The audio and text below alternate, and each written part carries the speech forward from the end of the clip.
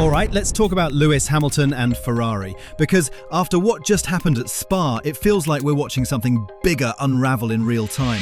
And it's not just about one bad qualifying or a comeback from the pit lane. This is a much deeper issue. This is about trust, timing, and whether Ferrari actually understands the driver they've brought into their team.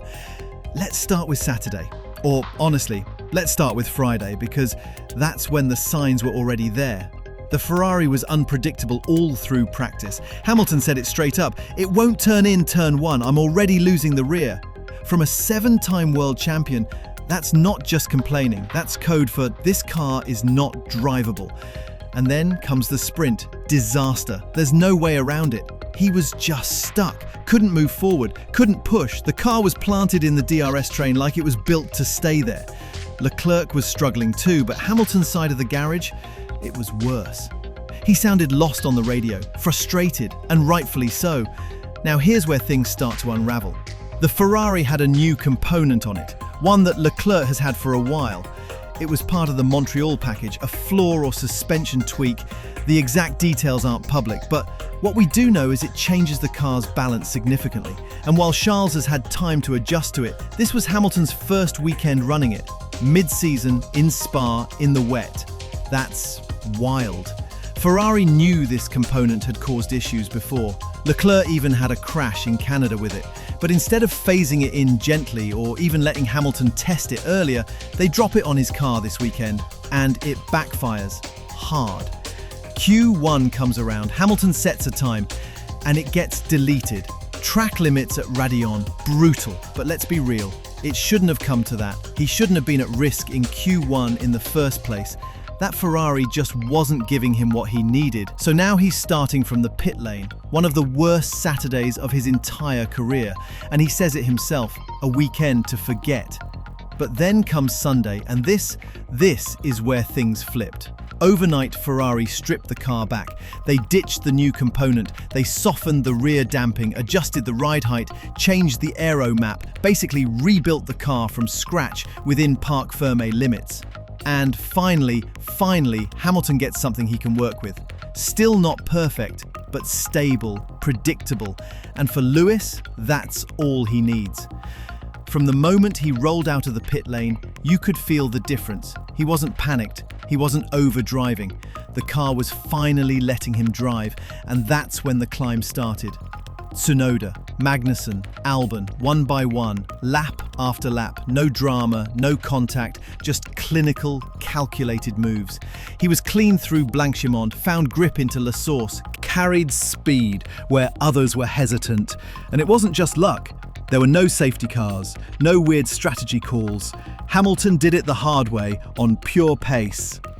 And while the cameras were focused on the McLarens and Max at the front, anyone watching Sector Times knew something special was happening in the midfield. Hamilton was flying, quietly, relentlessly. And here's the thing, Ferrari's radio? It was basically silent. No weird strategies, no plan C, no overmanaging, just split times. You could feel it. The engineers weren't leading him, they were watching him, in real time. With the same disbelief the fans were feeling. This was no longer about salvaging points, this was about proving a point. By lap 20, he was fighting for the top 10. By the end, P7, from the pit lane. And more overtakes than anyone else on track. He was voted driver of the day by a landslide. And suddenly, the same car that was undrivable 24 hours ago looked like a weapon in the right hands. But here's the question Ferrari now has to answer. Why did it take a full-blown crisis to finally give Hamilton the car he was asking for? This wasn't a fluke, it was a wake-up call. Think about it. This is a 7-time champion, one of the best in the sport's history, and they're still hesitating to trust his feel? Still delaying changes? It's not just strange, it's worrying. Internally, this result has lit a fire under Ferrari's technical team. Questions are being asked. Why were Hamilton's complaints dismissed after free practice? Why was that component, which had already caused problems, even fitted to begin with? And more importantly, how many more weekends like this are they going to burn before they start treating Hamilton like the weapon he is? Now, let's zoom out, because this isn't just about Spa. This is about Lewis Hamilton's future with Ferrari. 2025 is supposed to be a transition year, but Hamilton's not here to babysit development. He's here to build something real. And weekends like this, they show he's still got it. Mentally, physically, emotionally. And Hamilton knows it. You could hear it in his post-race interviews, calm, professional, but you could read between the lines. He said the car was more drivable. He thanked the team for the overnight work. But he also hinted that the car felt the way it should have felt from day one. He's not mad, he's just proving a point the way only he can.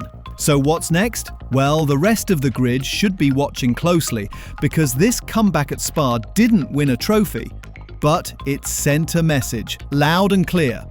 If Ferrari can just get it right, even halfway, Hamilton will do the rest. He doesn't need favours, he doesn't need chaos, he just needs a car that lets him drive. And when he gets it, he's still one of the most dangerous drivers in Formula One. This wasn't a fairy tale, it was a warning. A reminder that Lewis Hamilton is not here to fade into retirement. He's here to build, to fight, to win. And if Ferrari finally wakes up and builds around him, we're all in for something special.